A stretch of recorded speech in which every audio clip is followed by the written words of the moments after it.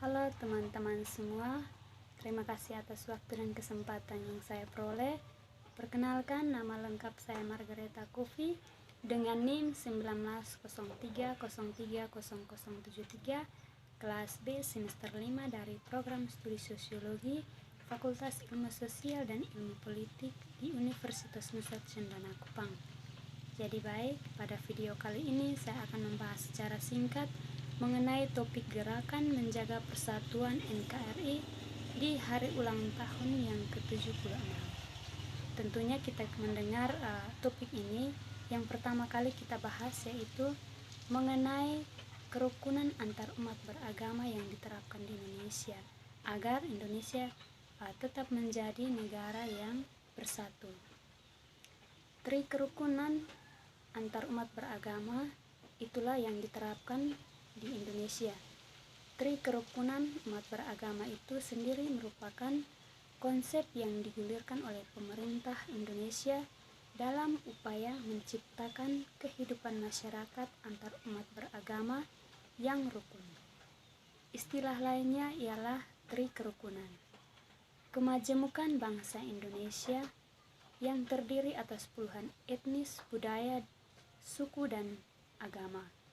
Itu semua membutuhkan konsep yang memungkinkan terciptanya masyarakat damai dan rukun. Konsep tri kerukunan umat beragama itu bertujuan agar masyarakat Indonesia dapat menghayati di dalam kebersamaan sekalipun banyak perbedaan.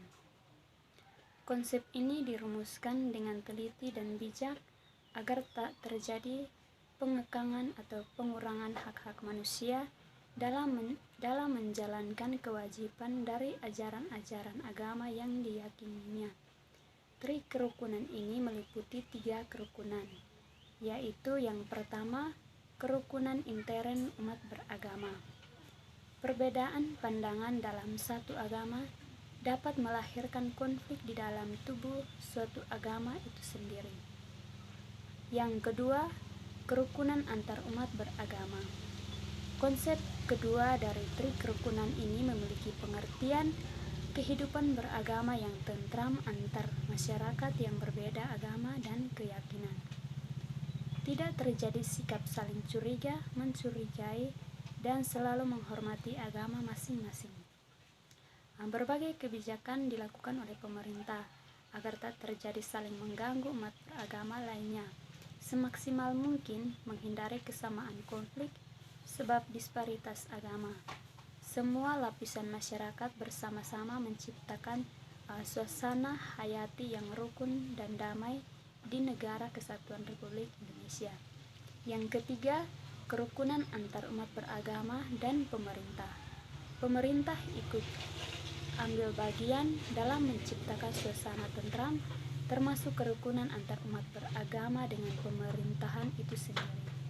Semua umat beragama yang diwakili para pemuka dari tiap-tiap agama bisa sinergis dengan pemerintah dan bekerja sama bersama dengan pemerintah untuk menciptakan stabilitas, persatuan, dan kesatuan bangsa. Tri kerukunan umat beragama diharapkan menjadi salah satu solusi agar terciptanya kehidupan umat beragama yang damai, penuh kebersamaan, sikap toleran, saling menghormati, dan menghargai dalam perbedaan. Topik yang kedua kita bahas yaitu mengenai memperkuat persatuan dan kesatuan bangsa di hari ulang tahun yang ke-76 Negara Kesatuan Republik Indonesia dalam masa pandemi COVID-19. Jadi setiap tanggal 17 Agustus itu semua rakyat di Indonesia selalu merayakan hari ulang tahun dengan meriah, mulai dari upacara bendera.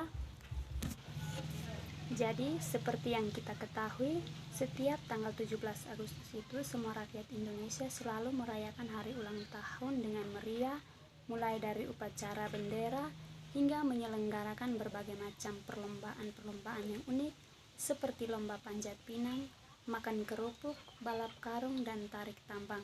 Kegiatan tersebut bukan hanya dilakukan oleh masyarakat yang berada dalam negeri, tetapi masyarakat di luar negeri pun juga demikian, tidak mau ketinggalan.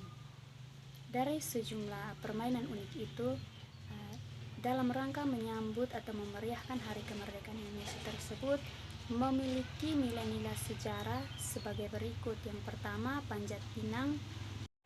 Panjat Pinang merupakan jenis perlombaan tradisional yang sangat populer, biasanya diselenggarakan oleh antar kampung.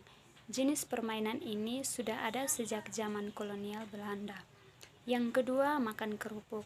Pesan dari perlombaan makan kerupuk ini cukup mudah, yaitu dahulunya masyarakat Indonesia makan apa adanya, tapi tetap bersemangat dalam memperjuangkan dan merebut kemerdekaan Indonesia dari tangan penjajah. Yang ketiga, balap karung.